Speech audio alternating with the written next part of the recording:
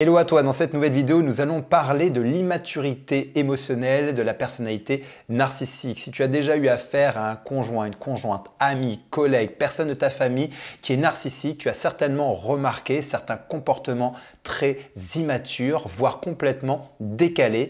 Et nous allons voir et décrypter un petit peu dans cette vidéo qu'est-ce que c'est et comment ça fonctionne exactement. Bonjour à toi, ici Fabien Arnoux, ton coach pour te reconstruire ou te libérer d'une relation toxique le plus rapidement possible afin de retrouver la personne pétillante, rayonnante, confiante et pleine de vie que tu étais avant ce type de relation et surtout clôturer définitivement le chapitre des relations toxiques à ta vie. Si tu me découvres à travers ce contenu, n'hésite pas à t'abonner en cliquant sur s'abonner sur la petite cloche de notification afin d'être tenu au courant de mes prochaines vidéos, posts et audios quotidiens pour t'aider à te reconstruire ou te libérer le plus rapidement possible. Tu as également la possibilité de faire un test 100% gratuit pour te permettre d'identifier si tu es aujourd'hui dans une relation avec un pervers ou une perverse narcissique. Tu as le lien quelque part dans la description de cette vidéo.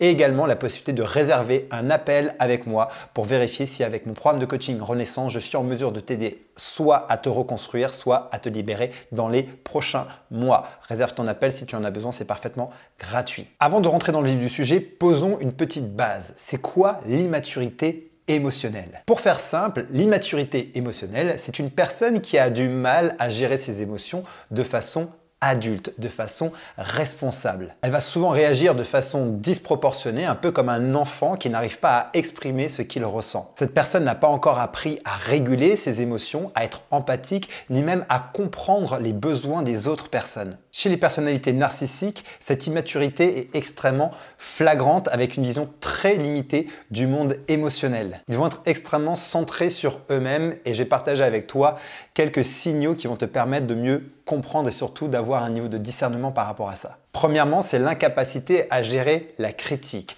Lorsque tu vas critiquer une personnalité narcissique, même si c'est une critique constructive, cette personne-là va se mettre en colère ou va être dans le déni ou va même chercher à t'attaquer et à retourner la situation contre toi. C'est une réaction infantile parce qu'ils vont avoir l'impression que tu attaques directement leur identité. Le deuxième signe, c'est une recherche constante de validation de l'autre. Ils ont besoin en fait d'être au centre de l'attention. Ils ont besoin de se sentir exister au travers du regard de l'autre. Ce qui montre bien qu'il y a une faille ici narcissique. Il y a une faille dans leur identité. Sans l'autre, ils n'existent pas. Ils ont donc ce besoin permanent et important de briller en société, de faire en sorte qu'on les voit. Comme finalement un enfant qui, lorsqu'il est un petit peu mis de côté, va commencer à faire des bêtises, s'agiter pour qu'on mette notre attention dessus. Troisième signe de cette immaturité émotionnelle, c'est un manque d'empathie totale. C'est-à-dire que les personnalités narcissiques sont centrées exclusivement sur eux-mêmes, sur leurs propres besoins. On est au-delà de l'égocentrisme, c'est-à-dire que les autres n'existent pas dans leur monde.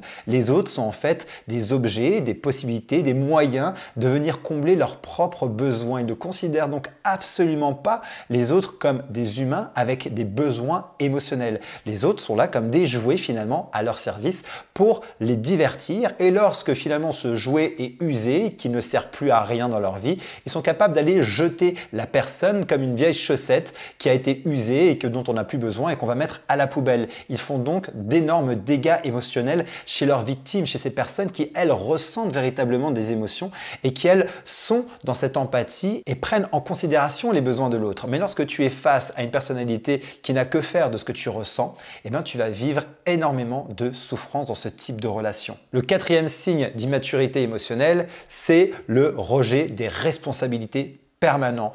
Ils ne sont jamais responsables de quoi que ce soit. Ils sont en fait comme dans cette position de l'enfant qui est victime de ce qui lui arrive et qui ne comprend des fois même pas la cause à effet. C'est-à-dire qu'ils vont créer une cause, il va y avoir un effet et ils vont se sentir complètement victimes de cet effet. Ils vont vous accuser de tout et de n'importe quoi et souvent de n'importe quoi en pensant que votre réaction n'est absolument pas en adéquation avec ce qui s'est passé. C'est-à-dire que par exemple, ils peuvent mentir ouvertement, tu vas pouvoir leur apporter les preuves de leurs mensonges et en fait, ils vont se sentir complètement en dehors de leur responsabilité. Ils ne vont pas prendre leur responsabilité et ils vont dire qu'en fait, ben non, si j'ai menti, c'est à cause de toi, c'est à cause de ton comportement, c'est parce que tu n'as pas été suffisamment compréhensif par exemple. Et donc, j'ai menti. Ce qui fait qu'en fait, la responsabilité est toujours et en permanence rebasculer sur la victime et qui, elle, va se tirer les cheveux en tous les sens parce qu'elle ne va pas comprendre ce qui lui arrive. Ce qui fait qu'une réaction adulte et mature où on sait qu'on a fait une erreur, on va finalement en prendre la responsabilité, s'excuser et chercher à réparer.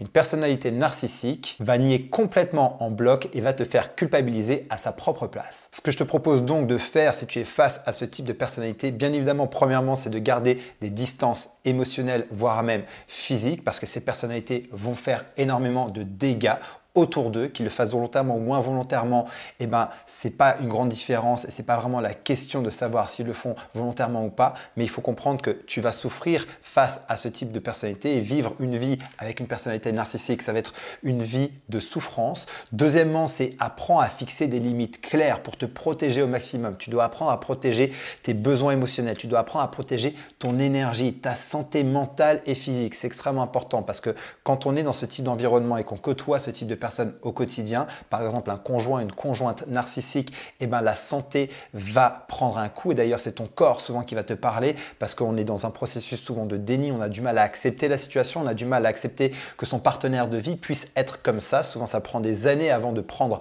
conscience de ce phénomène-là, mais le corps lui par contre ne nous ment pas et lorsqu'on commence à déclencher tout un tas de symptômes et de maladies, il est important d'aller écouter ces symptômes, ce qui veut dire qu'il est temps de prendre ses distances et bien évidemment, troisièmement, ne cherche surtout pas à changer ce type de personnalité. Ils ne changent pas, ils ne veulent pas changer. Et au-delà de ils ne veulent pas, ils ne peuvent pas changer. Parce que pour changer l'ingrédient qui nous permet de rentrer dans ce processus de transformation intérieure et de remise en question, c'est justement la remise en question.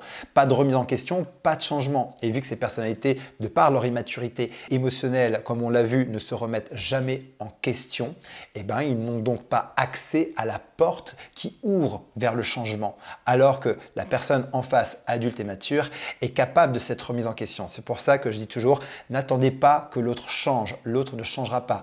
La seule personne qui peut changer ici cette situation, c'est toi. Toi qui es capable de te remettre en question. Toi qui es capable de prendre de nouvelles décisions, de nouvelles actions pour changer, transformer ta vie.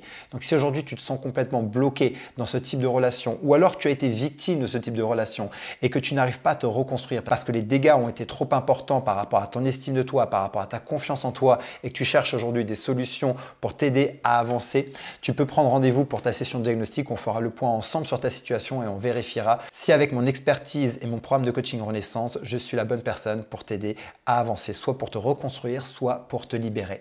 N'hésite pas à prendre rendez-vous, tu verras, tu as le lien dans la description, c'est parfaitement gratuit. Tout ce que je te demande, c'est de te sentir prête et prêt à aujourd'hui engager ce processus de travail sur toi pour une meilleure vie et faire en sorte de retrouver la personne que tu étais. J'espère que cette vidéo va t'aider justement à prendre conscience de l'immaturité émotionnelle des narcissiques. Si c'est le cas, n'hésite pas à me mettre un pouce. N'hésite pas aussi à partager tes expériences parce que le partage de tes expériences sert aussi aux autres personnes de pouvoir réaliser que ce que tu vis, tu n'es pas la seule ou le seul à vivre cette situation et ça, c'est extrêmement important.